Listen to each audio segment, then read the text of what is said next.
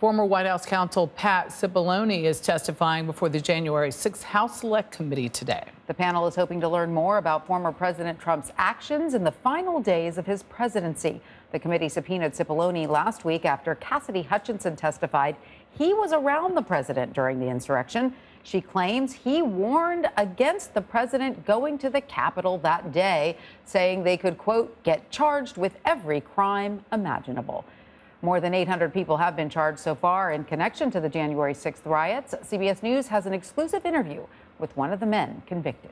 CBS News congressional correspondent Scott MacFarlane joins us now with more on all of this. Scott, let's start with today's January 6th committee deposition. What's expected to come from Pat Sipoloni's testimony? We know it's behind closed doors, and we know it's being video recorded, which raises the prospect we'll hear or see excerpts of it during one of the future committee hearings. Mr. Sipoloni's been in and out of the room throughout the day. It began before breakfast time. It went well past lunchtime, and each time he doesn't answer our questions about whether he's answering their questions inside the interview room. Sipoloni, of course, was the White House counsel on January 6, 2021. It raises the possibility, if not the likelihood, he may try to invoke some form of attorney-client privilege to avoid some questions. But we should underscore, he wasn't the president's personal lawyer. He was the White House counsel, and any number of legal experts, including one former White House counsel from a different administration, tell CBS News he should be able to answer questions about what he personally witnessed or heard outside of conversations involving legal advice.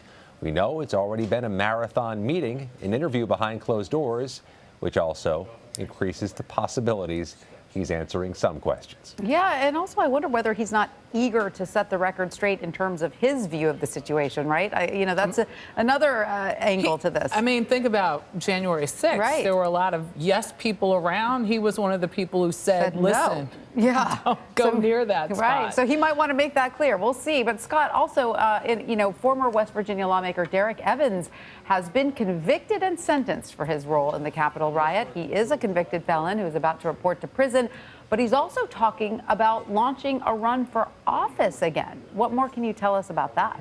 Derrick Evans pleaded guilty to a federal charge. He was sentenced just a few weeks ago to 3 months in federal prison. He could report any day now.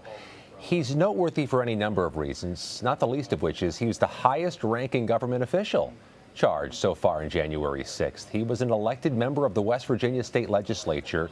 He resigned his post shortly after his arrest, and he says he's considering a run for federal office, potentially Congress, eager to have oversight of the U.S. Justice Department, which just prosecuted him. I asked him if his arrest in the U.S. Capitol riot would hurt his political future. Listen to how he responded. Anybody say, you're supposed to be a role model. You're supposed to be a leader of constituents. What are you doing at the Capitol January 6th amid a mob? No one who matters to me said those things. I had people from other parts of the country who are, far left, who did have those things to say. But in terms of my constituents, the people who voted for me, the people who've had my back, no, absolutely not. A lot of these people shook my hand. They thought it was dumb, but they did thank me for having enough guts and backbone to stand up and represent them and make their voices heard. So who's up for re-election in the next election cycle in Congress in West Virginia? Democratic Senator Joe Manchin, the Democratic Party chair in West Virginia, lambasted Evans for even considering a run for federal office after his arrest. But political experts in West Virginia say it may not be injurious to him in a Republican primary in that state, Tanya. Interesting. Wow. Well, you have also new reporting that a growing number of January 6th defendants, including Evans, are pleading guilty. What is the latest you can share on that?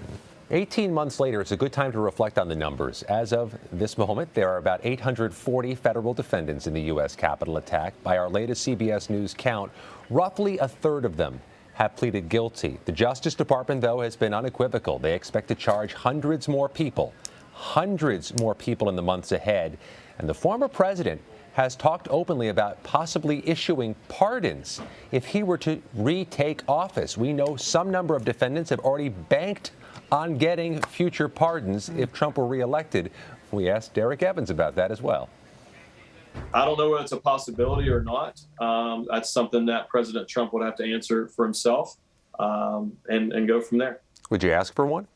Well, I mean, I think anybody would be crazy not to ask for one. It's up to them. All they can do is say no. Derrick Evans set to report to federal prison sometime in the coming weeks. Tanya? Fascinating interview. Scott MacFarlane, thank you so much for joining us. We appreciate it.